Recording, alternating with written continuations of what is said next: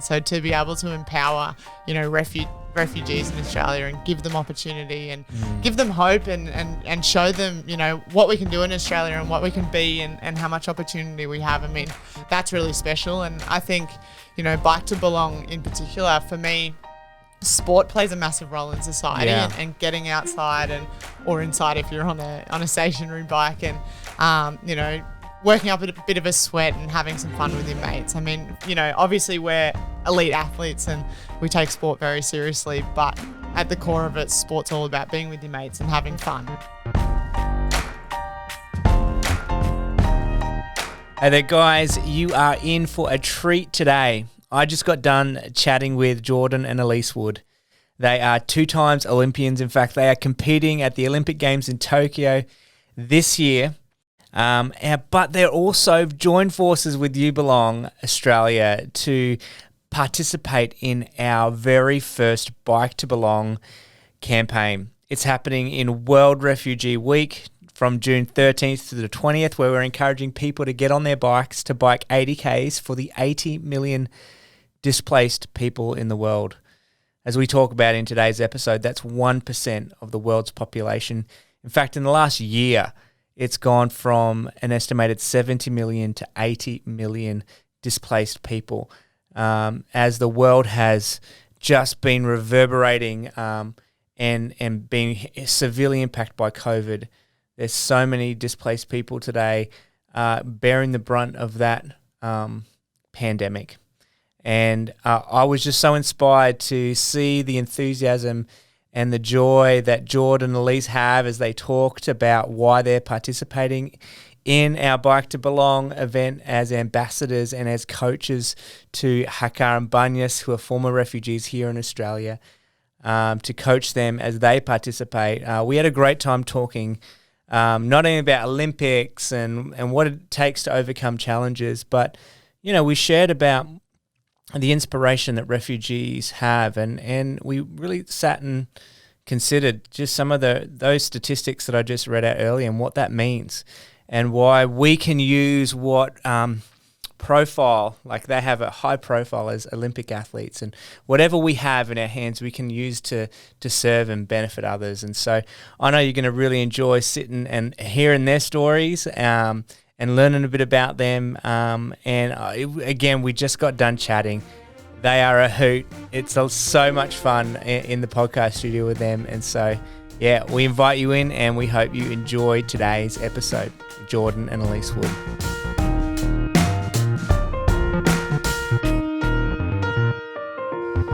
Hey, Jordan and Alyce, thank you so much for stopping by the studio. Thank you. Thanks for having us. Guys, how far away are we now from the Olympics? Last time we met, it was literally 100 days until the Olympics. And are we under 90 yet? I think we're about 80, 83, 4, something around that, the low 80s. So I know it's about 13 and a half weeks till we race now. So wow. So we race in the second week of the games. So the countdown is till the opening ceremony, but we kind of have to sit on our hands for another week after that. So, I mean, the excitement starts, in 80, however many days. So that's fine. Oh, man. That's just crazy. I can't believe it. And how are things going with your preparations? Is it smooth sailing so far? Yeah, it's been really good, especially sort of the last 4 to 6 weeks after our last regatta, and it's a lot clearer runway now and a lot more certainty around the games, and we have a bit of a plan of attack. So it's just been way better the last sort of few months, and it's been big improvements and all through that. Yeah, I guess for us, we've got our national championships coming up in 3 weeks, I think. We're going to Adelaide for that, so that'll be our last race. That's tying in for the same time as when the World Cups are meant to be on in Europe.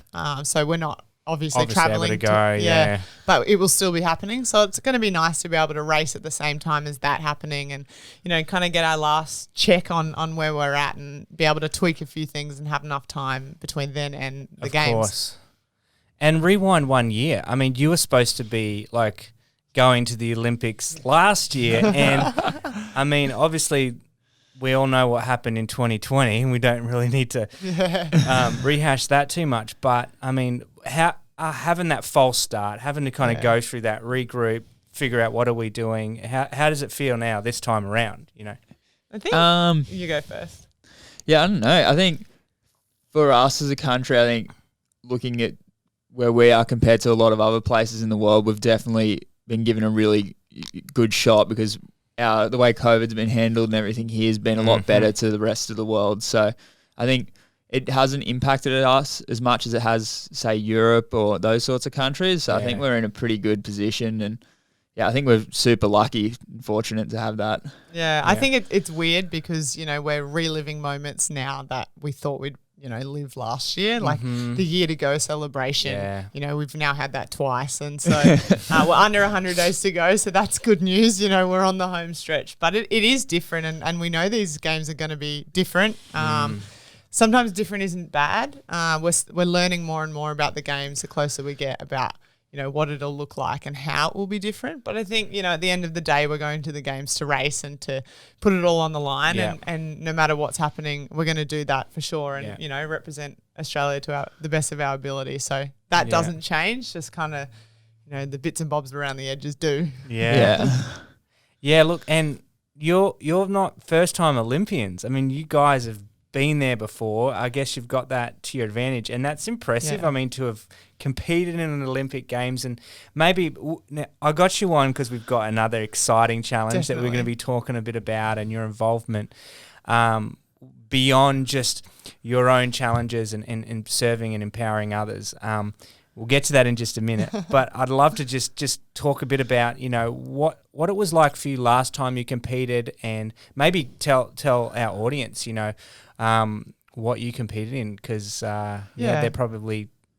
I still can't get my head around, is it kayaking or is it canoeing? It's very confusing. I keep reading up and the two words keep interchanging. Yeah. And it just keeps messing with my head. So maybe you could introduce the audience to a bit about that. So Jordan and I are both sprint kayakers. Sprint kayaking is basically in a straight line. We race 500 metres and 1,000 metres, kind of from point A to point B in a straight line as fast as you can. Kayaking and canoeing's a little bit different to each other, but very interchangeable at the same time. Yeah. Canoeing is the traditional, word for our sport. Way back when canoes were used to transport, food and things like that down creeks. So that's where canoeing was born. But nowadays canoeing is on your knee and kayaking is on your bum. Okay. And so we're the smart ones and we're on our bum because it's a lot easier to balance. I'm very thankful I sit down, not kneel for an hour.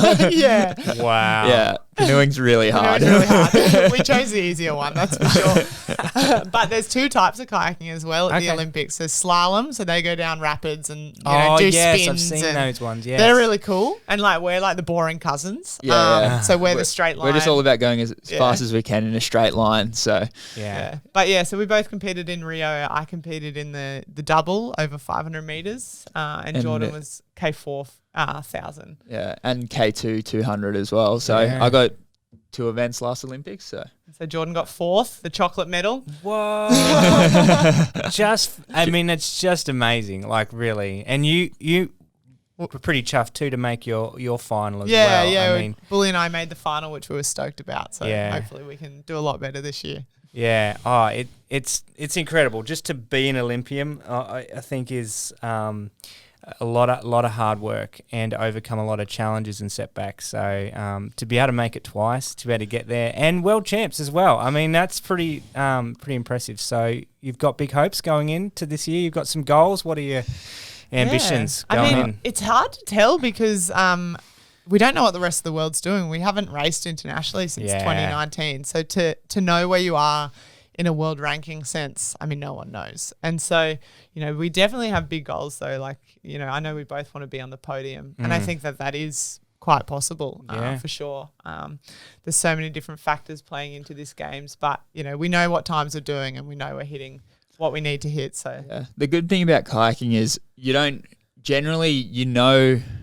more or less what the times people are going to do, and they haven't really changed over the last sort of like 5 to 10 years even. They're always similar times, so if you can train and hit those, you generally know if you're on the money or not, it's always a good thing. Yeah. Oh man, just to know you've got a chance of having a crack. at Yeah. stepping Anyone's on got that a podium. chance. Yeah, we always say it's like If you make the final, Steve Bradbury, come on. yeah, that's it. He's the ultimate example. You always, once you make the final, it's really It's anyone's whoever game. turns up on the day. And Yeah. Do it's the like- lanes make a difference? Because Yeah, people they tend can. to think, especially if it's like a crosswind, you can Okay. be protected on one side of the course, or that's it really. but you don't get to choose your lane if you No. just automatically get put Yeah, in. so in like the those fastest lanes. kind of qualifiers go in the middle and Yeah. then you make your way out. But everyone's so close normally with qualifications that, the winner can come from any lane. And sometimes conditions play into it. We're racing in the morning, so hopefully, wind typically comes up later in the afternoon. So hopefully it's a pretty fair competition, but we're an outdoor sport and anything can happen, so who knows? Yeah, and okay, I've got to say this: you're a husband and wife team. Now you're not obviously in the same boat. You're competing in separate teams and events. But what are some of the pros to being a husband and wife team? And maybe we can we'll signpost some cons as well. It's definitely helpful. Like if I have a bad session or something, Alyce can relate because she would have had a bad session as well. From time to time, and it's good. It's not like we know what each other's going through, like from a day-to-day basis. So I think that's definitely helpful. I think for me, it's the fact that we get to share such huge moments in our lives together. Obviously the Olympics in Rio was a huge thing for us, being our first Olympics and to be able to go through everything together. And I remember at the closing ceremony, I was sitting on Jordan's shoulders and, that's a crazy moment in your life. And a year later, I won the K1 1,000 meter at Worlds, so my first World Championship title. And 5 minutes before that, Jordan and his crew won the K4. And so oh my God. we won our first World Championship titles within 5 minutes of each other. So that's also hugely special. And not many people can say that, that's for sure. Not at all. Oh my gosh, how cool is that? I know you're probably not thinking kids right now, you're competing, but you're just going to probably have some incredible athletic kids one day that are just going to blow it out the water. Well, make pressure. both of Jordan's parents are Olympic medalists, so he's like the product of Olympic medalists. My parents are letting the team down a little bit, but that's okay. They'll get the good looks from your side, don't worry. Yeah. Because I did see a photo of you. It must have been before you met because you're on a BMX bike, which kind of will segue into where we're going. And you've got this crazy long hair. Yeah. I'm thinking, What? Jordan, how on earth did you manage to snap up Alyce? I don't know. I was definitely pretty lucky, I think. I think it was a haircut and then... We didn't start dating until he got his haircut. There you go. The game changed after that. Yeah. If you go to the Australian Olympics page, I did some reading up about your guys' achievements and stuff before you came in. But yeah, the photos on there. If you Google Jordan Wood and go to their So page, funny. you're gonna love it. Yeah. But you kind of took to kayaking a little bit later. It seemed to indicate, even though you had it kind of in your blood. And I don't know, like it's because especially like both my parents were always in kayaking, so I was always in and around the sport. And from a young age, I definitely always could paddle and did paddle. But I sort of floated in and out more or less until I was about 15 or 16, and then I started paddling more and more because sort of around like my early teenage years and stuff, I just wanted to go and race mountain bikes with my mates. So I did that for a few years and didn't have all that much success because I crashed a lot and I didn't really make the end of races all that often. But I had a lot of fun, and then I sort of was paddling a little bit, and then I ended up making my first junior worlds team. Wow. And I sort of realised that I probably was never going to make it as a mountain biker, and I just made the kayak team, and then I just sort of progressed from there and started training more and more. And here we are now. and like we said, it's in the family. Your mum's coaching. Yes. You, Alyce. She's Gets a bit tense mother-in-law sometimes. is a coach. Can only imagine. Yeah, she knows what whether you've been out too late or whatnot, or I don't know how much she knows everything. Yeah. Mother-in-laws seem to find a way. Oh, Yeah. don't they just? I have a very unique relationship with my mother-in-law, that's for sure. But no, we keep it very professional, and two lives are quite separate, so that's handy as well. So good. So, we almost got you back on the bike, but because you're prepping for the games, we can't. We make sure that you don't have any more crashes. Yeah, that's probably a wise idea. Yeah, you kind of broke your collarbone last year. Yeah, so you? last year after the Olympics was cancelled, it was like straight away I was like, oh, it's great. I got 3 months off. I'm just gonna go ride my mountain bike every day. And yeah, one thing led to another, and I just started like doing bigger and bigger jumps, and then I just came off one day and landed on my shoulder and broke my collarbone, and The bike hasn't been touched smashed since. my foot. Yeah, the bike stayed in the shed. So I'm sure everyone is happy to. We're happy to hear that. Just get you. We'll put you in bubble wrap. And make sure you get you on that plane. And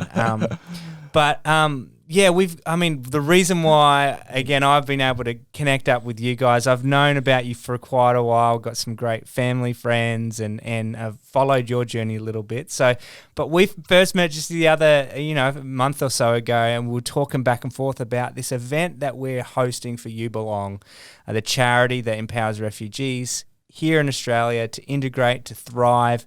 These are families that have fled war, persecution, in some cases genocide. They finally make it onto Australia's shores, and they got residency to start their brand new life, overcoming, like a new culture, a new language, and we're able to get alongside them. And we've got this awesome event to promote awareness for them during World Refugee Week, which happens just before the Olympics, called Bike to Belong. I shared about it with you, and you're like, "We're in." Yeah. Tell me why you're so excited to be a part of this event, and maybe you could share what role you're playing in the lead up to that event. Yeah, I guess for me, when you explained what You Belong and what Bike to Belong was about, I mean, for me, I love the idea of everyone having equal opportunity. And I think that's so important. You can't be what you can't see, if that makes sense. Yeah, that's the saying. Yeah. And I think that's so important today and every day. And so to be able to empower, refugees in Australia and give them opportunity and give them hope and show them, what we can do in Australia and what we can be and how much opportunity we have. I mean, that's really special. And I think, Bike to Belong in particular, for me, sport plays a massive role in society, and getting outside or inside if you're on a stationary bike, and working up a bit of a sweat and having some fun with your mates. I mean, obviously we're elite athletes and we take sport very seriously, but at the core of it, sport's all about being with your mates and having fun, and that's a huge thing. And so marrying up You Belong and Bike to Belong, it kind of brings those two really great things together. And so, I mean, Jordan and I are super stoked to be involved. We're teaming up. Our team's called Toowoomba to Tokyo. We're teaming up with 2 refugees who are now in Australia, obviously, and they live in Toowoomba, Hakar and Bayas, and so that's the Toowoomba, and then to Tokyo. We're obviously going to the Tokyo Olympics, so haha, love that name. And we're going to be helping them out with getting on the bikes and completing their goal, and just mentoring them a little bit along the way as well. So hopefully we can kind of get them excited. I mean, I do a lot of speaking engagements and always talk about my journey and the fact that for me, I'm a serious athlete or whatever, and you go out and you're very, you're trying to get the job done. But for me, to be able to get the job done, you got to have fun and you got to have a smile on your face. And so that's one thing that I like to share with people, and hopefully I can share with Hakar and Bayas as well, is the fact that, you just have a good time, and you can have a good time when you're on the bike riding, and, we're still going or raising money and raising awareness and doing this really great thing, and they can kind of pair up and marry with each other. Yeah, it's fantastic. I mean, Hakar and Bayas, we we got kind of first acquainted on Messenger, and hopefully they'll be coming down on the Gold Coast really soon to meet you guys, and just, you know, these are two young people. One Banyas is in her 12th grade at high school, and she's had to kind of start at square one, just learning English, but has graduated so that she can now do her like maths and science classes, overcoming these challenges. And she's got a younger brother also in high school. That's so impressive because she's only been here for a little bit over a year. So, yeah, I know. I definitely know. I would really struggle to learn a whole new language within a year. So Jordan speaks a little bit of Dutch.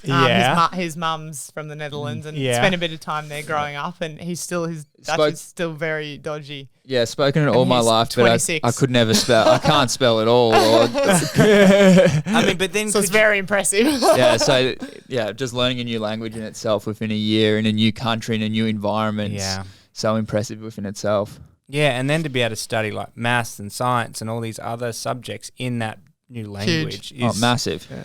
We struggle with that on the best days. English is hard. I like English, but the rest of it. But there's something. I think there's something beautiful about, you know, pairing Olympians who have had to work hard to be resilient, to overcome challenges, to reach that goal. You know, it takes a lot of hard work, and I mean, I've worked with refugees for the good part of, you know, a lot of my professional life, 15 years of international humanitarian work, spent 4 years in Iraq, and working alongside these beautiful, beautiful families. And they truly are the most remarkable, resilient, courageous people you'll ever come across. So much to teach us. And so I have a feeling in this exchange too, as you get to know them, as, you know, Banyas has never even like ridden a bike before. Crazy, yeah. Yeah. Yeah. You know, grow up in Australia, there's just not a chance you're not going to learn how to ride 100%. a bike. Yeah. Here she is. I'm going to ride 80 Ks in a whole week. And so we've got her a gym pass so that she can actually, her and her brother will actually do it on stationary bikes. You don't want them, you know, driving through the streets of Toowoomba and not ideal, no. Yeah. Not that we couldn't probably find a track for them, but we thought that would be the best way to approach it for them. But again, an incredible, like, what a feat, what a spirit to be able to say, yeah, I'm all in, let's do this. I love that. Yeah. I mean, you know, if we talk about the Olympics for a little bit, you know, the Olympics for me isn't just about gold medals and winning. I mean, we all want to win, we all want to be on the podium, but you look at the Olympics and it's so much deeper than that. You know, the stories that come out of that. I mean, there's the Olympic refugee team that I spoke to you about a little bit. And, you know, you've got so many stories that come through, like Eric the Eel and Eddie the Eagle and things like that, you know, that they're just having a go and they're loving it and they're having a good time and they're happy to just, you know, throw it all in and give it a crack. And that's what this is about. You know, for Hakar and Banyas, it's just jumping on and they're doing it for a good cause and they want to do it. And so they'll definitely achieve it because, you know, when you put your mind to something, of course you can. And we see that so often with different stories that, you know, the media or whatever looks for these triumphs and gold medals and whatever, but actually the good stories come from much deeper and beneath that. And they're the ones, you know, when I'm watching different stories from the games or from different things happening around the world, those are the stories that really inspire you and the ones that actually kind of get you up in the morning. Yeah, totally. Now, to think that, you know, I'd love to just read, and for those listening, we haven't kind of talked a lot about refugees and immigrants on this podcast. We have talked about a lot of other issues and human trafficking, but I just thought I'd just read some of these statistics just to let them sink in a bit for us, right? So 1% of the world now are displaced from their home forcibly. To put that into kind of figures, that's 3 times the population of Australia have had to flee their home and they're just living either in a tent in a neighbouring country. They might be internally displaced, but completely, you know, in a place where they are not welcome. Only like, I think 15% make it to countries like Australia. The rest are in countries that are you know, facing acute food shortages and malnutrition or just overwhelmed themselves and unable to care for them. 40% of refugees are children. Having to live in these conditions, and for us as Australians, right? We are the lucky country, really. 100%. We have so much. Definitely. And to think that you're going to be competing and walking out right into that stadium with, people representing Syria, where 6 million of their own people are exiled and refugees, and South Sudan and Afghanistan, and I could go on with the numbers. How does that make you feel? Sorry to bring such a somber mood, but how does that make you feel? I mean, first of all, it makes you feel lucky and proud to be Australian. I mean, we are so lucky here, and we're so sheltered.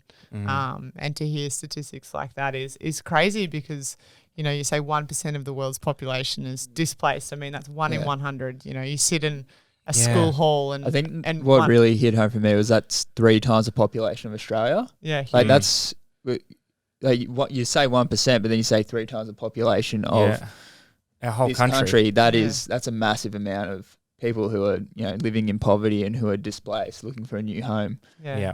That's crazy. That's massive. Particularly because, and I touched on it before, I mean, we're brought up to believe and be given relatively equal opportunity. I mean, there's obviously issues within our own country as well, but still we're all comparatively speaking. We're hugely, blessed to be given opportunities that we're given, and it makes me feel sick that other people aren't. And, we do take so much for granted here, and there's just so much going wrong with the world beyond kind of our shores. And I guess particularly at the moment with COVID and everything that's happening, countries are under more pressure, and, there's lots more things happening as well in terms of health. So crazy, wild. Yeah.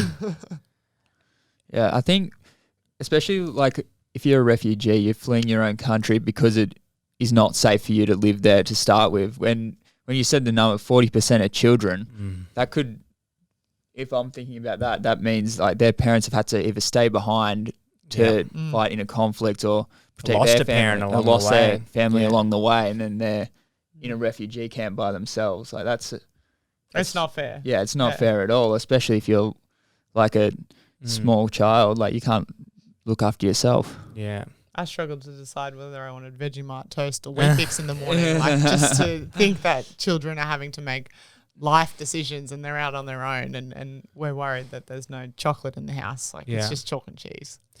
And I think that's why it's so important that, we do pause for a week, and we just consider, hey, look, these are the stories, and again, in the midst of the tragedy, you can unearth some of the most incredible stories, the most inspiring people. I think there's that who's that painter that just did Guy Sebastian? Ando.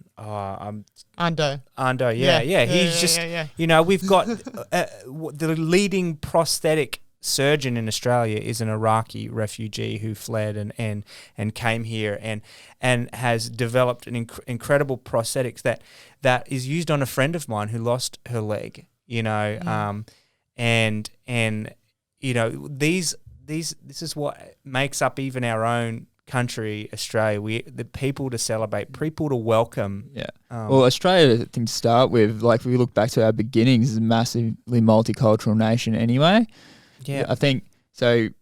I think for Australia, we need to definitely welcome more cultures. Yeah. I was trying to think, can't believe I couldn't think of the word, but yeah, I think Australia is definitely like everyone you talk to is like no one's really from Australia. Like my family's from Europe, Alyce's family's from Europe. Like we've all like your granddad was a refugee from Germany. Yeah. So wow. Yeah, so it's all Australia's a massive melting pot of cultures, and I think we need to embrace that. And I think that makes us stronger as a nation as well.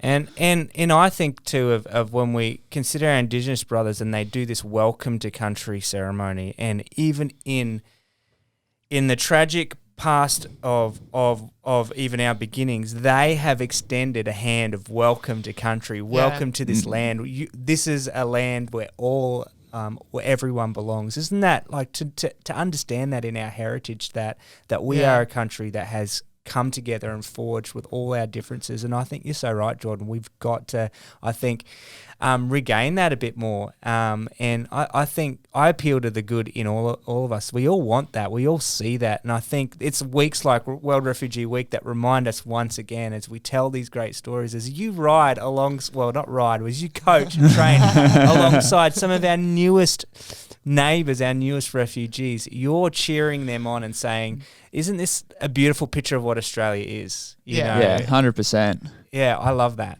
We're a very special special country. I mean, yeah, we just, spoke about it, and our Indigenous culture converging with the fact that we are so multicultural. I mean, we're just a country that is so unique. And I think we're finally coming into our own with understanding that, particularly the Indigenous cultural side of things.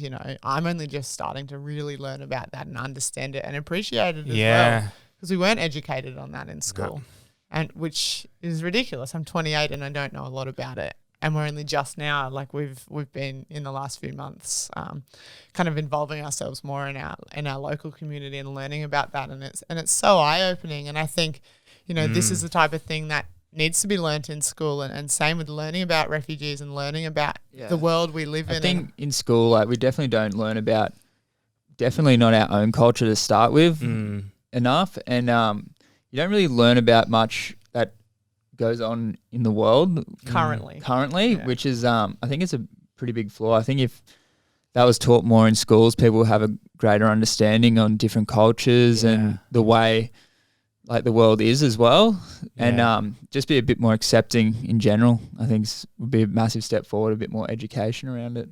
As I get older, I feel even more naive to things like this, and we talk about our indigenous culture, and you want to learn more, and I just feel like I'm so behind the eight ball, is that the word? Because I just knew nothing about it. And I mean, no fault to my parents at all, but they didn't know much about it either, so they couldn't exactly teach me about it. And now they're starting to learn, and they're in their 50s and 60s, and that's crazy. So World Refugee Week and weeks like this are so important, because awareness is huge. If you're not aware of something going on in the world, or aware of what your neighbour's doing, and you'll never be able to know how to help or know what you can do or know what they're doing, from the start. So it's hugely important to just be in front of people and, be on screens, or, be riding down a road with a shirt on or whatever it is. And we talk about, I work in marketing, if you take it back to marketing, it's the fact that if you see something in many, many different places, you see a word on a shirt, and then you see a word on a billboard, and you see a word on your Instagram page, and you'll slowly start to marry it up, and you'll actually start to become aware that it's a brand, and then all of a sudden you'll be buying it without even marrying it all up. So wow, the subconscious, the subliminal connections, isn't it? So weeks like this, Awareness Week, they're just so important. They are. I think you hit it so well. We've got so much to learn. I think it's if I could put a little plug in for our latest podcast that You Belong started, is called Who Is My Neighbour?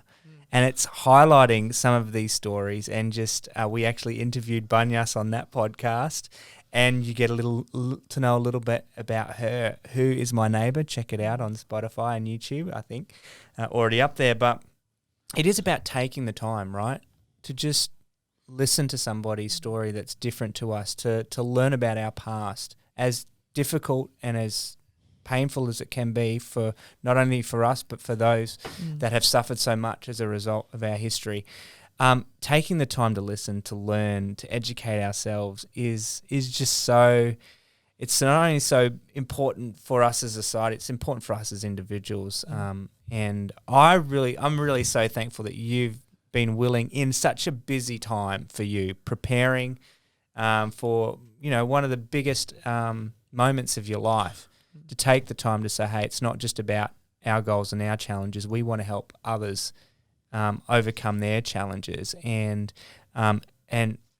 achieve their goals here. I think, the fact that we're so happy to jump on board is we know how lucky we are. We know how fortunate we are, and we're in a position where we are very, very fortunate. And to be able to kind of share our profile and not that we have a huge profile in Australia, but still, you know, the small profiles that we do have, to be able to share that and do what we can. I mean, you know, it's not going to change the world, that's for sure, but every little bit counts. And the fact that we're just having a conversation about it, and then, you know, even since joining up and talking to friends about it, just talking about what it is and what it means, and they then go, oh, okay, you know, what does that mean? And, you know, what can I do? And so, you know, even if you touch the lives of 5-10 people, that's enough.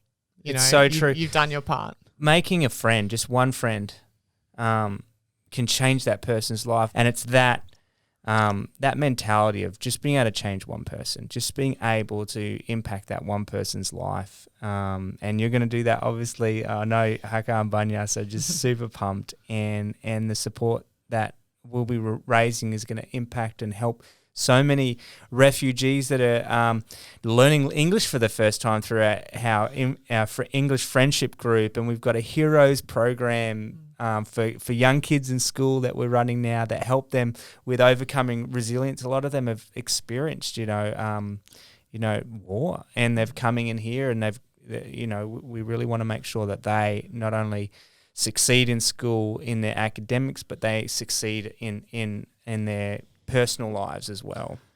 Yeah. And I mean, you know, what you guys are doing, you know, you're creating groups and friendship circles almost. And we know also well that in sport you need to surround yourselves with the right group of people, and we know how much that can make a difference to not only obviously, you know, the effort we put in on the water and what we can produce, but also just your mental health and you know, just your happiness around the sport and around, you know, your everyday life can have a huge impact. And again, we see that come out in results. And so we have like a tangible thing that we go, oh, I'm happy off water, I'm paddling well on water. And, you know, what you guys are doing, you know, with these people is so amazing, because that can make a massive difference to their life as a whole, not just in the fact that they're learning English or, you know, the fact that you're teaching them different things. It can have a roll-on effect, I guess, to many different aspects of their lives. Yeah, for sure. I think it's creates a bit of community as well. And I think if you have a good little community, it's, you know, easier to sort of thrive as well. And, you know, you learn from other people as well. And, you know, it's just I think it's a really good thing. Yeah, that you hit the nail on the head. That's what, I mean, it's, if you're plugged in to the community, you're going to access all the resources that social community has. And we find that those that are part make friends and get plugged in really quick, they're going to get access to jobs and opportunities and mentally and emotionally, like you said, thrive and do so well. So, you've got your own little group here, and well, I look forward to seeing how they go. Now, do you have any tips? I was just watching the news the other night with my daughter, and she's in grade 5, and it was talking about the Brisbane Olympics potentially coming. You know, we've got a bid for Brisbane, right? And I'm sure that'll take over the Gold Coast and Sunshine Coast and this whole region. We had the Commonwealth Games a couple of years back, but this would be huge, right? And I'm like, Eliana, you'll be like 18 years or 20 years of age. I mean, perfect. Any advice you have for young people out there listening, or tips that you could give to them? I think, you know, for us, and you see this happen in elite sports so often, is that you don't have to be the best at your, you know, favorite sport at 10, 12, 14 years old, you know.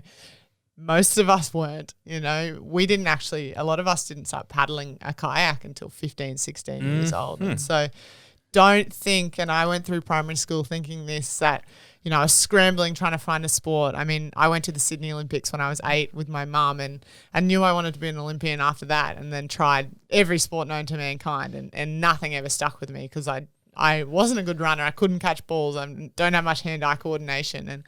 And then I just resigned to the fact that it was kind of never going to happen. And then I stumbled upon kayaking. But so many people in our sport and, you know, in so many other sports don't actually hit their strides till later. Yeah, I think, especially to kids, I would say try every sport to start with, and just, you know, get involved in everything. And, you know, you pick up all these different skills along the way. Like, I've never been a great ball sports or coordination person, and it's simply because I never really played ball sports as a kid, and you definitely, the more sports you do, the more of an idea you get on what you want to do and what you do like, what you don't like. Like I did swimming, mountain biking, always paddled, and realised swimming wasn't for me. Yeah. Black line's a bit boring. Couldn't do it.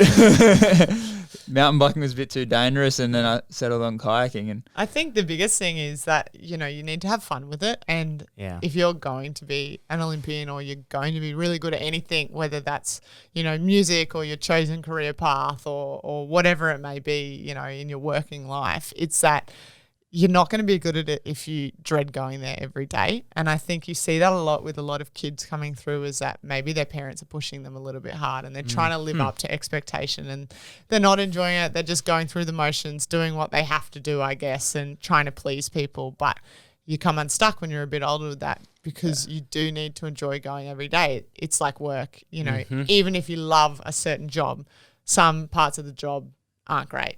No one likes doing paperwork. You can't tell me anyone likes doing that. But it comes with the job, like with us.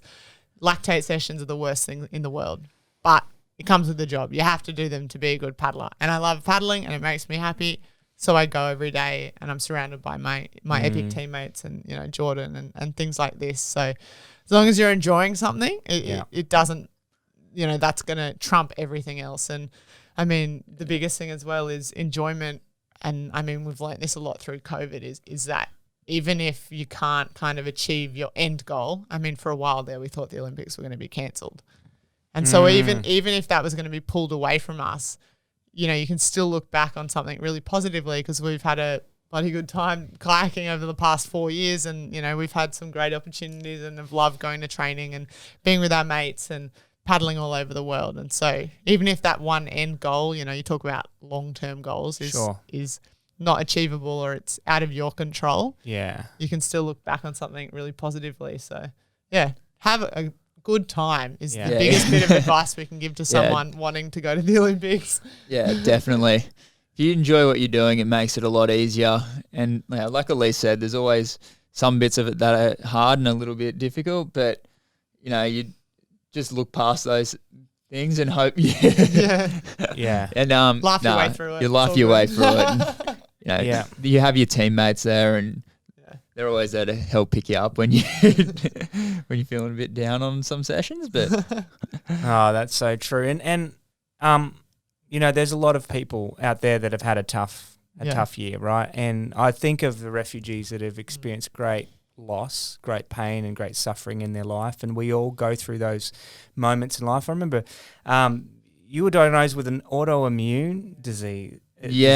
And to overcome these challenges, I mean, what have you learnt through maybe some experiencing some of these things that we, all of us go through in life, and some obviously might be going through right now? I sort of got diagnosed with an autoimmune disease in 2017, which was a really it was an incredible year in the sense that I won a world championships that year before I'd been diagnosed, but I'd been sort of suffering with it. Really? Yeah, I've been sick, and then I had like 2 or 3 months off that year, sort of around this time of the year actually. So around March to April, and I would train, and then I'd have a day off because I couldn't train, and all these things sort of like were going a bit sort of wrong, and I was like, oh, this isn't good, and for some reason I just thought it would all sort of work out in the end, and it obviously did, but I was just super lucky. I had my teammates still really like supported me, and they were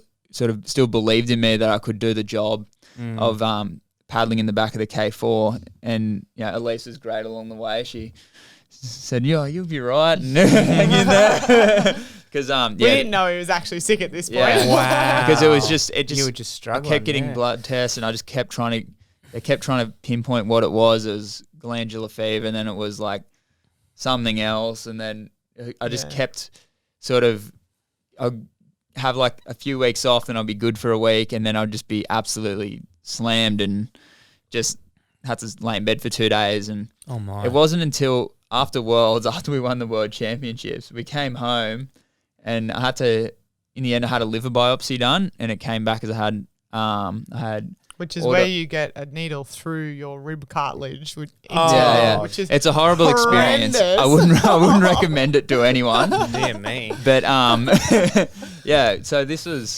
I was probably, I know, was sort of suffering from it on off for about close to a year until it was like fully diagnosed, and which is really good because since then I've got like all my liver functions under control and stuff, and I haven't had an issue in 2 or 3 years. So, Wow. but yeah, there was a lot of sort of dark days where I was like, I don't really know if I'm going to, what am I still thinking I'm training for? Like I can't even paddle 200 meters. Like, Wow. I think what got Jordan through and probably what's changed, I think, since kind of pre that time is the fact that, you know, everyone kind of rallied because, I mean, we didn't really know what was wrong with him.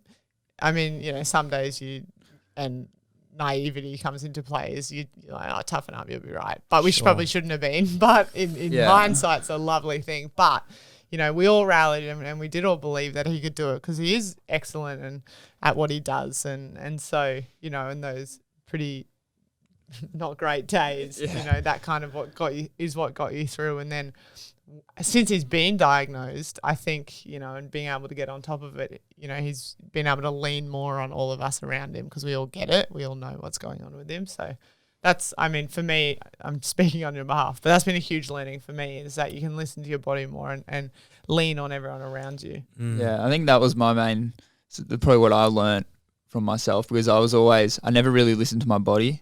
And then I think having this sort of made me listen to my body more. And if I was feeling super run down, like I just have a sleep in.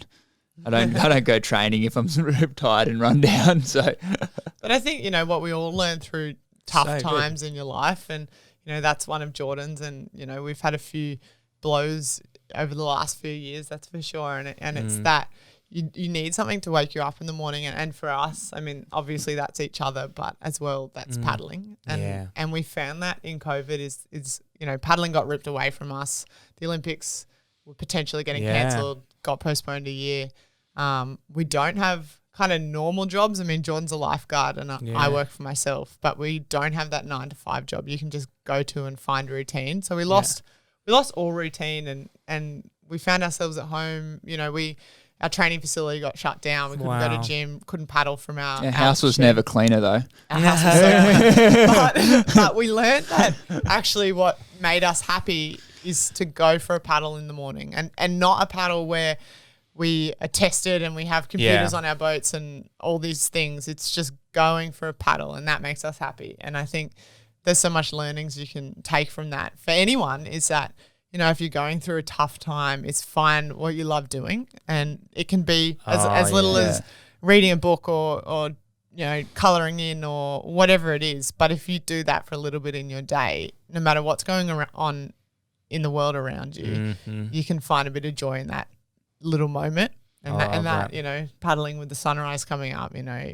we were going through some pretty crappy days with all the media reports and not knowing what your life was going to be like. And we wanted to start a family last year and we couldn't. And, you know, all these thoughts going through your head and, paddling on beautiful glassy water made it all better. So, yeah.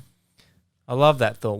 What wakes you up in the morning and having a good, hard, honest look at, you know, what it is that, what's your why, as other people say? 100%. What's your reason? Yeah.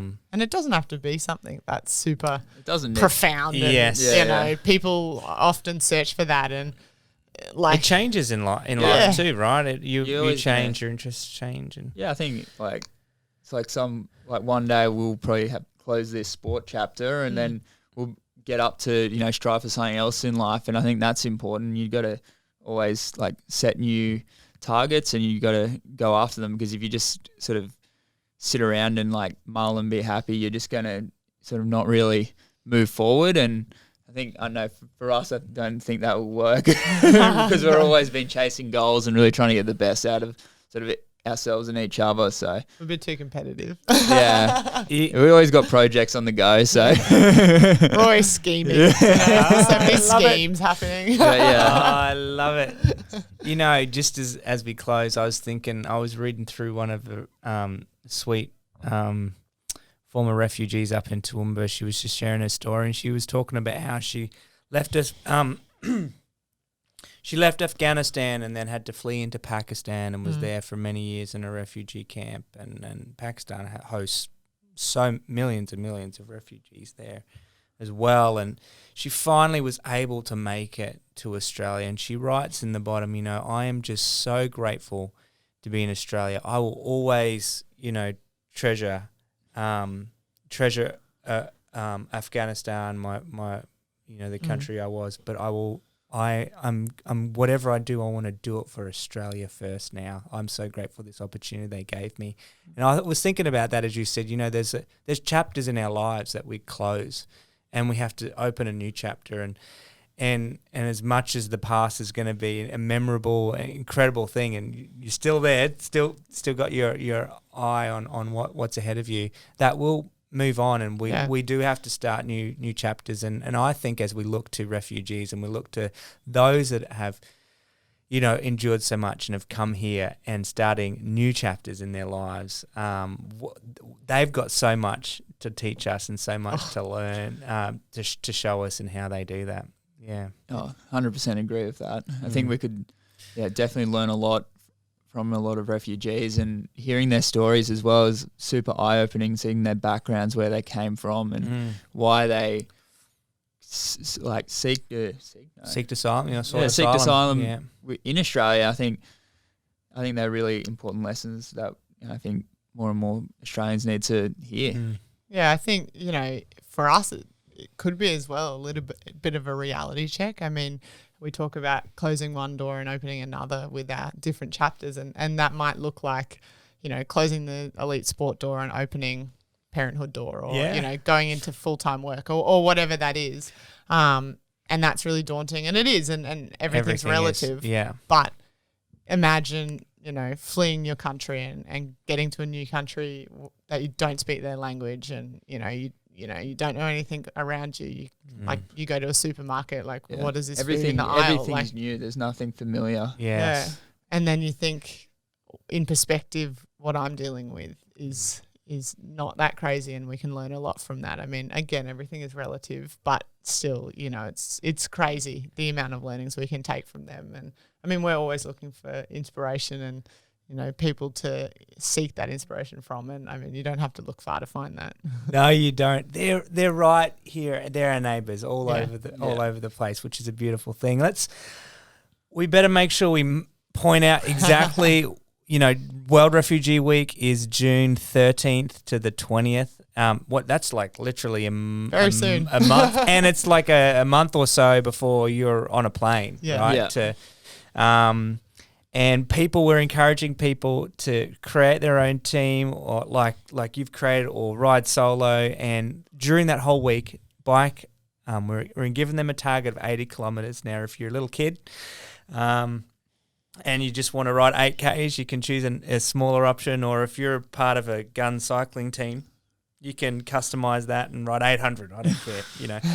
It is customizable, but we're asking people, hey, during that week, get on your bike. We're going to be sharing some incredible stories. We're going to be sharing your journey a little bit more as it unfolds with Hakar and Bayas.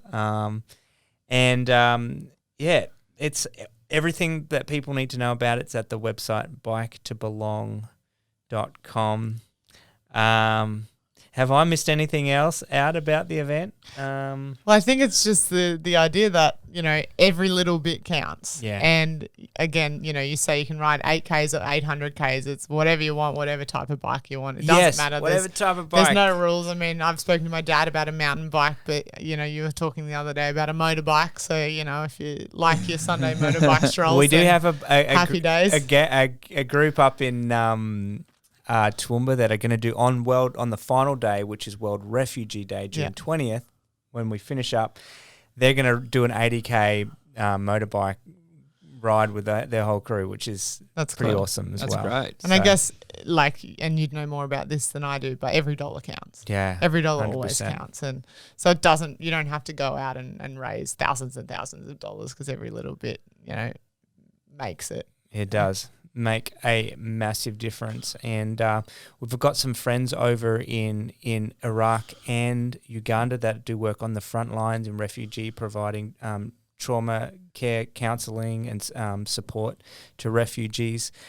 So some of the proceeds will also be going directly to those that are still in very difficult circumstances and haven't had the opportunity to come to Australia. So everything's going to go and make an impact around the world. And it's a global event. So if you're tuning in from Germany or Australia listening to the podcast, we do have a few international listeners. It's virtual. You just do it on your own time. You can sign up wherever you are and participate. We've got the Empire Tri Club in New York joining with us. We've got friends in Helsinki, Finland, people from all over the world. It's summer for them and it's winter for us, so it's probably the perfect kind of riding on the bike too. Winter in Australia is debatable.